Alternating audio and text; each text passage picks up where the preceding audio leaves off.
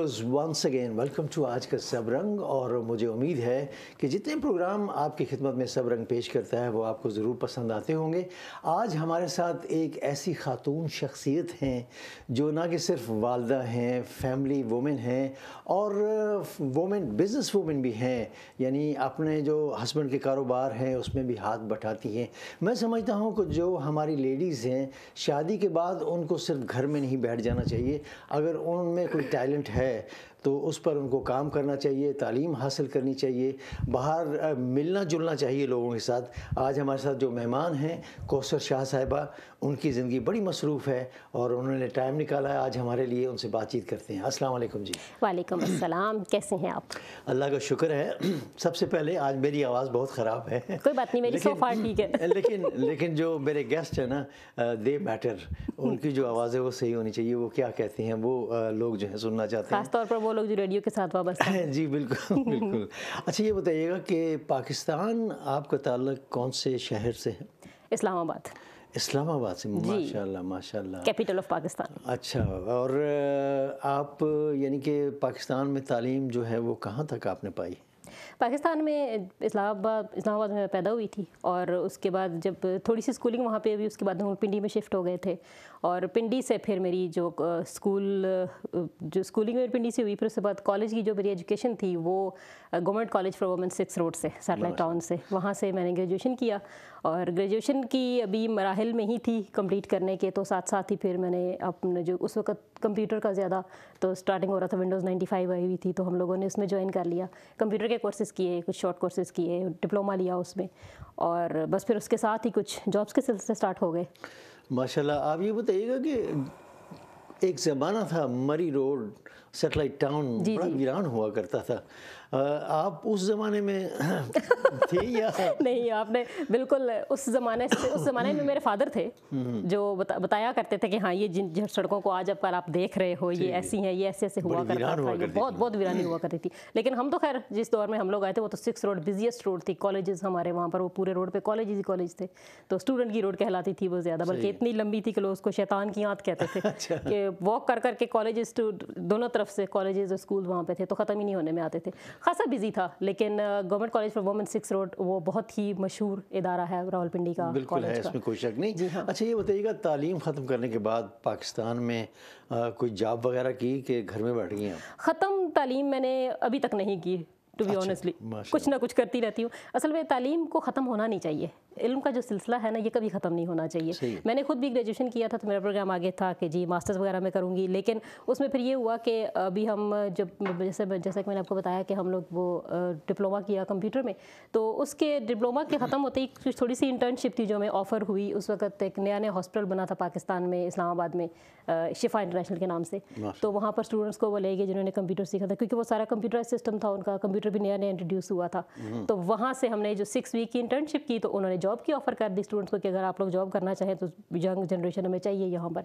तो फिर हम काफ़ी सारे 17-18 स्टूडेंट्स थे, हम लोगों ने वहाँ पर ज्वाइन कर लिया जॉब के। अच्छा, तो कितने अर्सा वहाँ आपने जॉब की? वहाँ पर मैंने तकरीबन कह लें कि नियरली 1 ईयर, लेकिन उसके साथ ही क्या हुआ कि वो एक इंटरनेशनल इदारा था, तो उसके साथ ही मुझे जॉब जो थी जो हमारी डिफरेंट एम्बेसीज थी ना इस्लामाबाद में, क्योंकि वो सारा सेक्टर ही आपको पता है कि वो डिप्लोमेटिक्स एनक्लेव था, तो वहाँ पर जितनी भी एम्बेसीज थी, वहाँ पर जितने भी इंटरनेशनल ऑर्गेनाइजेशन थी, तो वो फिर अपनी जॉब्स एडवर्टाइज़ करती रहती थी ना, तो वो जैसे ही फिर हम अप्लाई करते थे देख के उसमें, तो फिर इस तरह मुझे डिफरेंट जगहों पे अपॉर्चुनिटी मिलती गई कि उसके बाद फिर मुझे मतलब कनेडियन डेवलपमेंट एजेंसी थी सीडा के नाम से, उनकी एम्बेसी की मैंने वो जॉब की, फिर जर्मन एम्बेसी की थी सीमेंस के नाम से, उनके साथ की, फिर एक आधा प्रोजेक्ट मैंने वर्ल्ड बैंक के साथ किया, फिर उसके बाद मेरी जो लास्ट जॉब थी वो यूरोपियन यूनियन में थी।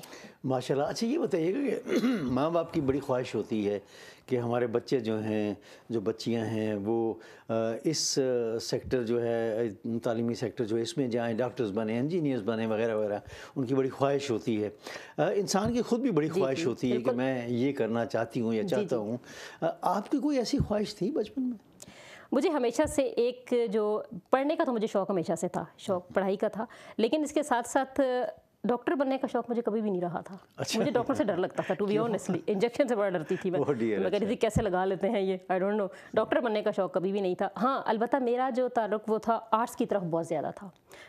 पोइट्री مجھے یوں سمجھے کہ میری وینز میں تھی شروع سے، بچپن سے آئی لو پوئٹری. کوئی فیملی میں پوئٹ تھا جو ایز سچ نہیں، میرے ارد گرد اگر میری فیملی کا بیک گراؤنڈ آپ دیکھیں نا تو ایک فوک وزڈم زیادہ ایکٹیو تھی، مطلب بڑے بزرگوں میں، جیسا کہ ان کو آپ کو پتہ ہے ان کی سیانی عقل مندانہ باتیں سن کے کافی. لیکن میرے جو دادا تھے نا وہ پوئٹری کرتے تھے، پنجابی پوئٹری کرتے تھے. تو لیکن وہ خیر میری پیدائش سے پہلے ہی فوت ہو گئے تھے، وہ برٹش آرمی میں تھے. تو ان کی جو پوئٹری کی جو بک تھی نا وہ میرے چچا نے بعد میں پبلش کروائی تھی ان کی فوتگی کے بعد. وہ شاید کچھ، اور میرے جو فادر تھے وہ پوئٹری کرتے تو نہیں تھے لیکن ان کو پسند بہت تھی، اچھی شاعری کے، اچھی غزل کے بڑے شوقین تھے وہ. تو لیکن آئی تھنک وہاں سے کچھ میں نے جرمز میں آیا. کس نام سے یہ کتاب شائع ہوئی ہے پوئٹری کی؟ میرے جو چچا نے کی ان کا نام بک کا مجھے یاد نہیں ہے. وہ اس وقت اتنا زیادہ ان کا ٹرینڈ نہیں تھا، صرف انہوں نے جتنی ان کی پوئٹری تھی نا وہ ایک جگہ پہ کلیکٹ کر کے نا ایک بڑی سی بک انہوں نے بنوا دی تھی. اس کو ایسا نہیں کہ انہوں نے ایز سچ پبلکلی اس کو پبلش کروایا ہو. وہ ہماری فیملی میں ہے گھر میں، یہ ہمارے دادا کی لکھی ہوئی ساری چیزیں ہیں. وہ سو فار اسٹل ہمارے گھر میں بھی کہیں پڑی ہوئی ہے. تو اس کی پھر ہم نے بعد میں کچھ کاپیز بنوائیں. لیکن اتفاق سے وہ دادا کی وفات کے بعد اگر وہ کچھ عرصہ اور زندہ رہتے تو میں بھی ان کی مزید آگے بڑھتا یہ سلسلہ. لیکن وہ بڑی اچھی، بڑی جو وہ ہوتی نا وہ ایک سیانوں کی باتیں اس دور میں وہ اس پوئٹری کو کرتے، اس ٹائپ کی پوئٹری کو کیا کرتے، بڑی خوبصورت ہوتے ہیں جن میں گھر کی آپ عموماً ڈیلی کے جھگڑوں کو دیکھ لو، بات چیت کو دیکھ لو، اسی کو وہ اپنی شاعری کی فارم میں لے آیا کرتے تھے. تو شاید یہ جراثیم وہیں سے کچھ اس میں تھے. اور کتابوں سے ہمیشہ سے پڑھنے سے مجھے پڑھنے کو شوق تھا اور کتابیں پڑھنے کا بہت شوق تھا، بکس بہت پڑھا کرتی تھی. اچھا یہ بتائیے گا کہ تعلیم اور پھر اس کے بعد کام آپ نے شروع کر دیا. صاف ظاہر ہے گھر والے جو ہیں وہ لڑکیوں کی شادی بھی بڑی جلدی کرتے ہیں. کوئی جلدی آپ کے حوالے سے بھی انہوں نے کی؟ یعنی گھر والوں کی مرضی سے آپ کی شادی ہوئی یا آپ نے خود؟ انفیکٹ شادی کا جہاں تک میری کا سوال ہے پسند کا یا ناپسند کا، یہ تو ایک الگ قصہ. لیکن جو شادی کیوں میری شادی کافی جب میں نے اسٹڈیز اپنی کمپلیٹ کی تھی نا، ابھی پڑھ ہی رہی تھی، تو اس دوران ہی میرے فادر کا ایکسیڈنٹ ہو گیا تھا اتفاق سے. اس چیز نے کچھ ایسا ہمارے جو پورے کنبے کو نا ایک جکڑ کے رکھ دیا تھا، سمجھ لیں کہ کیونکہ سربراہ تھے فیملی کے، وہی اس وقت ہمارے جو مین جو انکم والے پرسن تھے وہی تھے. تو ان کا ایکسیڈنٹ ہونا، ان کی جو بیک بون تھی وہ فریکچرڈ ہو گئی تھی اور وہ دونوں ٹانگوں سے کمپلیٹلی پیرالائز ہو گئے تھے. اس پیرالائزیشن میں انہوں نے 9 ایئرز بیڈ پہ گزارے. اور اس میں پھر بعض دفعہ آپ کو پتہ ہے کہ جیسا کہ پاکستان میں ماحول ہے، بیٹوں کی جب شادیاں ہو جاتی ہیں تو آپ کو پتہ ہے اپنے اپنے گھر ہوتے ہیں، کسی کو بلیم بھی نہیں کرتے کیونکہ اس قدر مہنگائی ہے پاکستان میں، ہر کوئی کسی کا بوجھ ایزیلی نہیں اٹھا سکتا. لیکن ہمارے معاشرے میں بیٹے جو ہیں وہ تو ماں باپ کی خدمت کے لیے ایک آئیکن سمجھا جاتا ہے، اس چیز کو ہوتا ہے بالکل، لوگ ایکسپیکٹ بھی کرتے ہیں. لیکن اس وقت مجھے بیٹے کا کردار ادا کرنا پڑا اپنے پیرنٹس کے لیے. جو جاب میں نے کی تھی نا، یہ کچھ اتفاق سے اللہ تعالیٰ نے کچھ ایسا وسیلہ بنایا تھا کہ فادر کی بیماری کے بعد پھر میں جاب میرا سلسلہ چل پڑا. اور آپ یقین نہیں مانیں گے کہ اتنے کم عرصے میں جب میں نے جاب سٹارٹ کی تھی، اس وقت میں گریجویشن کر رہی تھی، 18-19 سال میری ایج تھی. اس کو کر کے میں نے اس جاب کے ساتھ ہی جو پہلی میری جاب تھی نا شفا میں، انہوں نے مجھے کتنی 2500 میری سیلری لگی تھی پاکستان کی. ٹھیک ہے، وہ پہلی کمائی. ایک بڑا عجیب چام ہوتا ہے نا بندے کو کہ اپنا کمایا ہوا پیسہ ہے جی، کیسا لگے گا، اور اتنی ینگ ایج میں یہ چیزیں کرنا بڑا اچھا لگتا ہے بندے کو وہ. اور پھر اس کے ساتھ میں نے پاکستان میں ٹوٹل تقریباً 6 ایئر جاب کی میں نے شادی سے پہلے تک.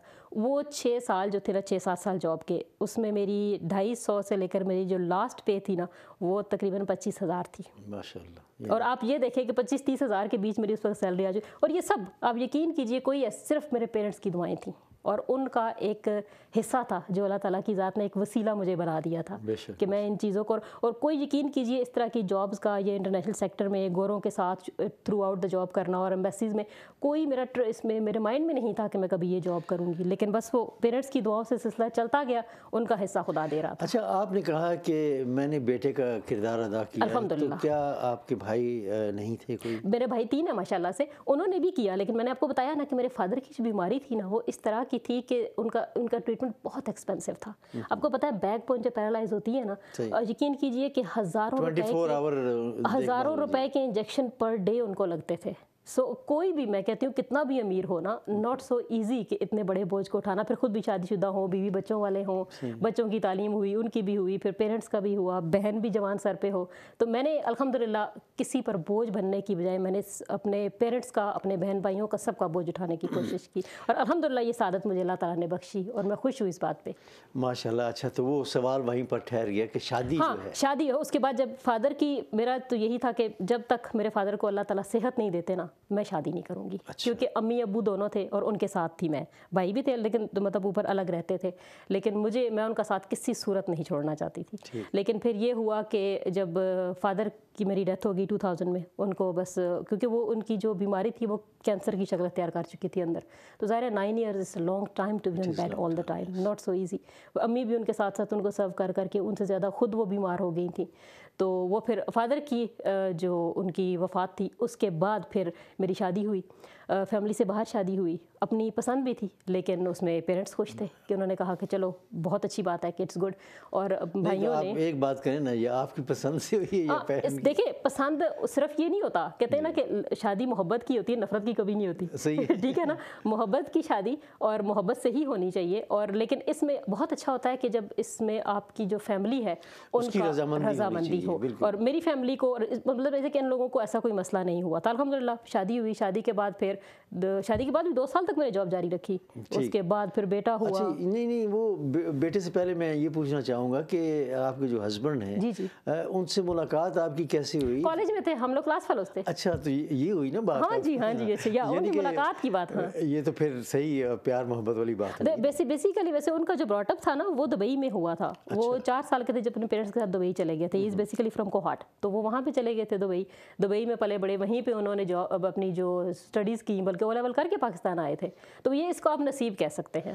شاید نصیب تھا کہ وہ جب آئے, ہماری ملاقات ہوئی, شادی ہوئی, پھر ہم انگلینڈ آ گئے. بس وہاں پاکستان میں جانا انہیں شاید اسی لیے تھا. آنے والا جو قصہ ہے وہ تو میں پوچھنا باقی ہے, کیونکہ لوگ کچھ شادیاں کر کے یہاں آتے ہیں, کچھ منگیتر ٹائپ بن کے آتے ہیں, اور کچھ اسٹوڈنٹ بن کے آتے ہیں, کچھ اسمگل ہو کر بھی آتے ہیں یہاں. یہ بات بھی ہے. ویسے یہ بڑا المیہ ہے ہماری عوام کا کہ وہ باہر جانا چاہتے ہیں. آپ یہاں UK میں کیسے پہنچے؟ مام جی اسٹوڈنٹ بھی بن نہیں سکتے تھے کیونکہ پڑھ چکے تھے, اور شادی نہیں کر سکتے, شادی بھی کر چکے تھے پاکستان میں. یہ دونوں کام تو ہو گئے. ہم لوگ ویسے ہی شادی کے بعد ہمارا ہنی مون وزٹ تھا, ہم لوگ ویسے ہی گھوم پھر رہے تھے یورپ میں, UK میں آئے. ہسبینڈ کو اچھا لگا, انہوں نے کہا جی کہ مجھے تو پسند آ گیا ہے. ٹھیک ہے, چونکہ میں نے جیسا کہ آپ کو بتایا کہ شروع سے ان کا براٹ اپ دبئی میں ہوا تھا, تو پاکستان میں کچھ ان کا اتنا خاص دل نہیں لگا جتنا کہ وہ جب ادھر آئے پھر انہوں نے دیکھا کہ ایسا کرتے ادھر سیٹل ہو جاتے ہیں. بس پھر چونکہ انٹرنیشنل سیکٹر میں میری بھی جاب تھی, وہ بھی آلریڈی ایک انٹرنیشنل کمپنی کے ساتھ کام کر رہے تھے وہاں پاکستان میں, تو وہ بس ہم لوگوں نے کر کے ہم لوگ ادھر آ گئے. ادھر آ کے انہوں نے جاب واپ کر لی. لوگ وزٹر یہاں پر آتے ہیں, لیکن وہ یہاں ایسے نہیں ہوتا کہ چلو جی ہم یہیں سیٹل ہو جاتے ہیں. نہیں, اگر آپ کے پاس جابز آفر ہوتی ہیں نا تو آپ کو مسئلہ نہیں ہوتا. تو کیسے آپ کو جاب آفر یہاں ہوگی؟ یہ میرے ہسبینڈ, میں نے کہا نا کہ جب ہماری جاب پاکستان میں جس طرح میری یورپین کمیشن میں تھی نا, تو انٹرنیشنل سیکٹر میں جب آپ آلریڈی وہاں پہ کر رہے ہو نا, اور وہ بھی جو یہاں سے لنکڈ ہو, پھر پرابلم نہیں ہوتا آپ کو. اچھا, وہ پھر آپ کو پتا ہے کہ یہاں پہ بھی کیونکہ گورنمنٹ کو پتا ہوتا ہے, اور وہاں اپنے جو پاکستان والے ہیں ان کو بھی دیٹس مطلب اگر آپ کے پاس اسکلز ہیں, آپ کے پاس ہے, آئی ڈونٹ تھنک سو کہ آپ کو اتنا, جب آپ ٹیکس پے کرتے ہیں 4-5 سال ٹیکس پے کرتے ہیں, آپ کو یہ لوگ بھی, اب تو خیر حالات کافی چینج ہو گئے ہیں آج سے, تو 10-12 سال پیچھے جائیں تو تھوڑے حالات ڈفرینٹ تھے کہ آپ کو ٹیکس پیئر کے اوپر آپ کو ریزیڈنٹ دیتے تھے, لیکن اب تو آپ کو پتا ہے کہ 10 سال تک بھی آپ بیٹھے رہو. اب تو جو وہاں سے رشتہ کیا کسی نے تو اس کو تو کم از کم 18,500 پاؤنڈ جو ہے اب بہت سختی ہو چکی ہے. اب جب سے کنزرویٹیوز ہیں نا جی, بہت فرق پڑ چکا ہے. اچھا یہ بتائیے, جب آپ یہاں پہنچ گئے دونوں, تو صاف ظاہر ہے پرائیویٹ انڈسٹری میں آپ کو کام کرنا تھا. جی بالکل. تو کیا کام شروع کیا آپ؟ میں تو اصل میں جب آئی تو بیٹا میرا اس وقت 8 ویکس کا تھا اونلی, تو وہ بہت چھوٹا تھا. پاکستان سے بھی جب ادھر آنا ہوا تو میرے دل میں یہی تھا, میں نے کہا جا کے اسی طرح جاب واپ کروں گی, لیکن یہاں پر آ کے پھر پتہ چلا کہ اکیلے زندگی گزارنا کتنا آسان ہوتا ہے. پاکستان میں سب لوگ تھے, مطلب فیملی ہوتی ہے وہاں پر, بچے کو رکھ لینا گھر میں, اور یہاں پر ہمارے کوئی ریلیٹیوز نہیں تھے. یہاں آسان ہوتی ہے یا مشکل ہوتی ہے؟ نہیں, یہاں اکیلے آسان, اگر آپ رشتہ داروں کی انٹرفیئرنس کے لحاظ سے دیکھیں تو آسان ہوتی ہے, لیکن جب آپ ہیلپ کے لحاظ سے دیکھیں نا کہ آپ کے گھر میں اگر ساس بھی ہے, آپ کے گھر میں نندے ہیں, یا آپ چلو آپ کے اپنے پیرنٹس ہیں پاس ہیں, بھائی بھابیاں ہیں, کچھ ہیں, تو وہ آپ کو بچوں کے ساتھ بڑی ہیلپ مل جاتی ہے. لیکن جب بالکل اکیلے ہو نا یہاں پہ, پھر اتنے چھوٹے بچے کے ساتھ صرف ایک بندہ کام کر سکتا ہے, 2 نہیں کر سکتے. وہ پھر میں نے لیکن میں نے پھر بھی یہ کیا کہ جب اتنی کوشش کی کہ جب بچے نے ایٹ لیسٹ جانا اسکول, نرسری میں شروع کیا تھا اس نے, 2 سال کا تھا, ہم نے اس کو نرسری میں ڈال دیا, لیکن پھر یہ ہے کہ میں نے والنٹیئر ورک یہاں پہ شروع کر دیا. کیا, ڈفرینٹ جگہوں پہ کرتی رہی, کبھی نرسریز میں, پھر اسی طرح مطلب آہستہ آہستہ. لیکن یہ ہے کہ میرے 1-2 کورسز بھی یہاں کے آ کے میں نے اور بھی کر لیے, پھر MDQ لیول 1, 2, 3 بھی کر لیے میں نے آ کے. یہی سوچ رہی تھی میں کہ کم از کم یہاں آپ کے ہسبینڈ جو ہیں وہ کس لائن آف بزنس میں گئے؟ ہمارا تو بزنس جو ہمارا تھا ریٹیل کا, شروع سے ان کو بہت پسند تھا. پیٹرول اسٹیشن پہ پہلے وہ کام کرتے رہے تھے, پھر جب ان کو وہاں سے ایکسپیرینس ہو گیا تو پھر ہم نے اپنا پیٹرول اسٹیشن لے لیا, پھر اس کے بعد ایک, پھر دوسرا, پھر اس کے بعد کنوینئنس اسٹورز, اور پھر نیوز ایجنٹ. تو بس سلسلہ چلتا گیا. اچھا یہ بتائیے گا کہ آپ ماشاءاللہ براڈ کاسٹنگ انڈسٹری میں بھی آپ نے قدم رکھا, ایک بہت عرصہ ہوا آپ نے BBC ریڈیو پر بھی شیفیلڈ پہ کام کیا 10 years ago, اور اس کے بعد اب ایک لوکل ایمان FM ریڈیو ہے, اس پہ آپ ایک بہت اچھا پروگرام کر رہی ہیں جس کو بہت پسند کیا جاتا ہے, صرف شیفیلڈ میں ہی نہیں پورے UK میں, بلکہ میں اگر یہ کہوں کہ پاکستان میں بھی بہت سارے آپ کے لسنرز ہیں تو غلط نہیں ہوگا. براڈ کاسٹنگ جو انڈسٹری ہے اس میں آپ نے کیسے قدم رکھا؟ یہ اسی طرح یہاں پہ جب نئے آئے تھے, آئی تھنک 1-2 سال کا یہ عرصہ ہوا تھا, ریڈیو سن رہے تھے. تو ریڈیو سنتے سنتے کوئی پروگرام لگا ہوا تھا ریڈیو پہ, BBC ریڈیو شیفیلڈ میں, تو انہوں نے کوئی کویسچن کیا تھا, جیسے کوئی کوئز ہوتا ہے نا, تو کوئی کویسچن پوچھا تھا انہوں نے, تو میں نے کال کر کے ان کو تو آنسر کیا. تو جب آنسر کیا تو ان کے پروڈیوسر صاحب پروگرام سن رہے تھے, تو انہوں نے کہا کہ جی آپ واپس, انہوں نے مجھے کال کیا کہ آپ اگر پروگرام یہاں پہ آنا چاہیں تو ہم لوگ کوئی والنٹیئر وغیرہ, ہمارے پریزنٹر وغیرہ ہم لوگ دیکھتے رہتے ہیں, گیسٹ پریزنٹر, تو آپ کی اردو اچھی ہے, if you want you can come. تو میں اور میرے ہسبینڈ نے 1-2 دن بعد گئے وہاں پہ, وزٹ کیا, دیکھا, انہوں نے کہا ٹھیک ہے جی ہم کر لیتے ہیں. بس وہ میری انٹری ہوئی ان کے ساتھ. پھر تقریباً 5 سال تک کنٹینیوسلی میں نے BBC کے ساتھ کیا, خاص طور پہ رمضان میں وہ آپ کو پتہ ہے پورے منتھ کی کرتے تھے, باقی دنوں میں تو once or twice a week ہوتی تھی ان کی, جسٹ ویکینڈ پہ. تو وہ پھر وہاں پر میں ایک پروگرام میں, مطلب ایسا بالکل نہیں ہوا کہ میں کوئی آپ کہہ لیں کہ ایک پورا شو میں وہاں پہ کبھی اپنے طور پہ کیا ہو, یا کم از کم جو ان کی ڈیسک آپریٹنگ ہے وہی کی ہو. نو, ناٹ ایٹ آل. وہاں پر just as a guest presenter, جیسے یہ میں اور آپ آمنے سامنے بیٹھے ہیں, اور ان کے جو پریزنٹر نے بولنا ہوتا تھا, اور ہم نے کبھی بیچ میں کوئی 2-4 اشعار پڑھ دیے, کوئی نیوز یا کوئی بات کر دی, that's it. That was the only, that was the start of broadcasting. تو آج کل جو پروگرام آپ کر رہی ہیں, ہاں اس کے بعد یہ ہوا تھا کہ یونٹی FM بزم سخن نام بھی ایسا ہے, اور آپ کو شعر و شاعری سے بھی بڑی دلچسپی ہے. شعر و شاعری تو میری وینز میں ہے نا جی, اور بزم سخن کو شروع کرنے کا اور مزے کی بات یہ ہے کہ میں یہ مینشن یہاں ضرور کرنا چاہوں گا کہ لیٹ علامہ اقبال صاحب کے جو بیٹے تھے, ان کا بھی آپ نے انٹرویو کیا جی, الحمدللہ. اور بہت سارے شاعر آپ اپنے پروگرام میں لیتی ہیں پاکستان سے. بالکل جی, یہ سارے کانٹیکٹ آپ کیسے ڈھونڈتی ہیں؟ یہ ان کو ڈھونڈا آج کل I think thanks to social media. اچھا, سب سے بیسٹ سورس ہے آج کل ان کی تلاش کا, کیونکہ فیس بک پہ تو I think every one is there, اور اگر کوئی نہیں بھی ہے نا تو کسی نہ کسی حوالے سے, ان کے کسی جاننے والے سے, کسی کے تھرو آپ کو کانٹیکٹس مل ہی جاتے ہیں. ہاں یہ ہے کہ آپ کو ریسرچ زبردست کرنی پڑتی ہے, اب پروگرام کے لیے ٹائم دینا پڑتا ہے آپ کو. اگر آپ کانٹیکٹ ڈھونڈنے پہ آپ آئیں نا تو اٹس ناٹ سو ایزی.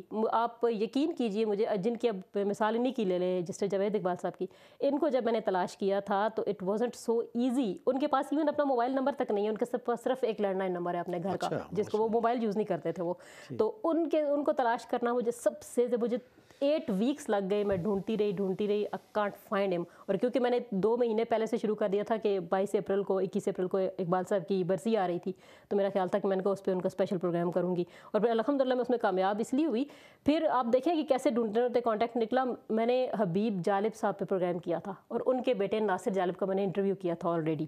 تو ان کے بیٹے کو جب میں نے کانٹیکٹ کیا تو حبیب جالب صاحب کے پوتے سے میرا کانٹیکٹ تھا, امر جالب سے. تو امر جالب کو میں نے کہا can you find it out the contact for me Javed Iqbal صاحب. تو انہوں نے کہا کہ ہاں, ولید بھائی میرے دوست ہیں جو ان کے ولید اقبال ان کے پوتے ہیں, تو ان دونوں کے پوتے آپس میں کنیکٹڈ تھے.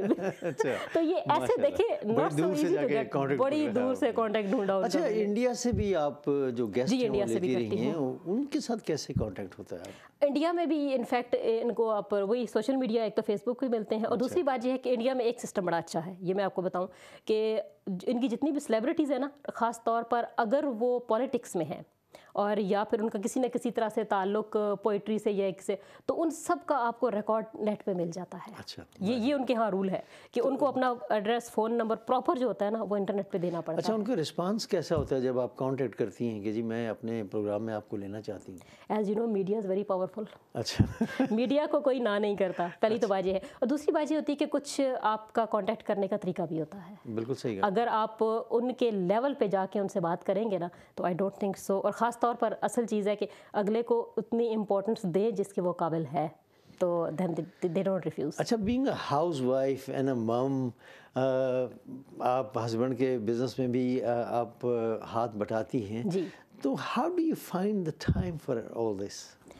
ان کا کیا, ان کا کچھ ریئیکشن ہے آپ کے ہسبینڈ کا, کچھ سپورٹ میری لائف میں کچھ ٹو مچ, ان کی بہت بہت سپورٹ ان کی تو شروع سے. یہ جو تالی ہے نا دونوں ہاتھوں سے بجتی ہے, اٹس ایبسلیوٹلی رائٹ. کیونکہ میرا ان کے ساتھ, انہوں نے ہمیشہ مجھے بڑا سپورٹ کیا ہے. وہ ان ہسبینڈ میں سے نہیں ہے کہ جو کہیں گے کہ ہاں جی اب یہ گھر میں بیٹھ جاؤ اور یہ کرنا ہے, آپ نے ادھر سے نہیں نکلنا, یہ پابندی لگائی. نو وے. وہ پوری اسپیس دیتے ہیں, اور نہ صرف اسپیس دیتے ہیں بلکہ سپورٹ کرتے ہیں. باقی اب میں اپنا پروگرام ریڈی کرتی ہوں نا, وہ میرا پورا پروگرام سنیں گے, مجھے پوری فیڈ بیک دیں گے, اس میں یہاں سے یہ لوپ ہولز ہیں, یہاں پہ یہ چیز ہے, اس کو ایسے نہیں ایسے ہونا چاہیے, اس کو although وہ کرتے نہیں ہیں لیکن he is a very very good جو in other word he is your program producer, director would say.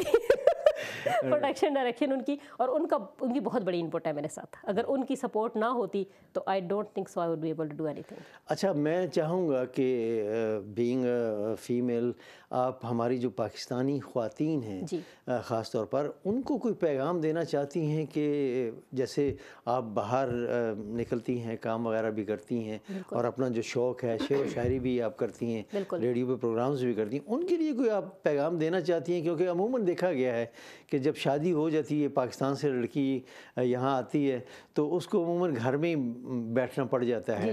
یہاں کی جو جنریشن ہے ان کے بارے میں بات نہیں کر رہا, لیکن جو پاکستان سے آتے ہیں ان کے ساتھ ایسا ہی ہوتا ہے. ان کے لیے کوئی پیغام آپ دینا چاہیں؟ دیکھیں, بیسک چیز ہے. اب ایک میرے بہت بچپن کی بات ہے, آئی تھنک 12-13 سال کی میں ہوں گی, جب سے مجھے پوئٹری اچھی لگتی ہے, میں نے علامہ اقبال کا ایک شعر پڑھا تھا. وہ شعر تھا کہ بازوں ساتھ اڑے جو بلبل اپنی جان گنوائے گی, اس ہرنی کی خیر نہیں جو شیر کی جانب جائے گی. صاف ظاہر ہے. اس شعر نے, یقین کیجیے اس چھوٹی سی عمر میں وہ ایسا میرے ذہن میں فٹ ہوا اس نے میرے کیریکٹر کو ڈیولپ کرنے میں میری بڑی ہیلپ کی. اور اسی چیز کو میں, یقین کیجیے آج تک میں اس کو پلو سے باندھ کے چلتی ہوں کہ آپ کی جو لمٹس ہیں نا ان کو آپ نے کراس نہیں کرنا. اپنی لمٹس میں رہتے ہوئے you can do each and every thing.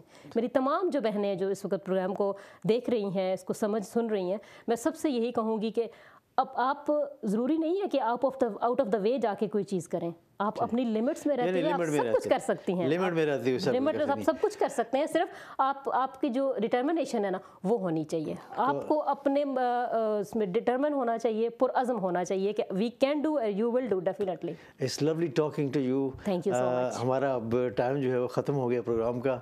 بہت ساری باتیں جو ہیں وہ رہ گئی. انشاءاللہ کسی اور پروگرام میں آپ سے ملاقات ہوگی. یہی تھا آج کا سب رنگ, اور امید کرتا ہوں کہ آج آپ نے اس پروگرام کو ضرور انجوائے کیا ہوگا. اور خاص طور پر جو ہماری بہنیں مائیں جو پروگرام دیکھتی ہوتی ہیں ان کے لیے ایک نصیحت بھی ہے کہ گھر میں مت بیٹھیں, باہر نکلیں, لائف کو انجوائے کریں. یہی تھا آج کا سب رنگ. اللہ حافظ.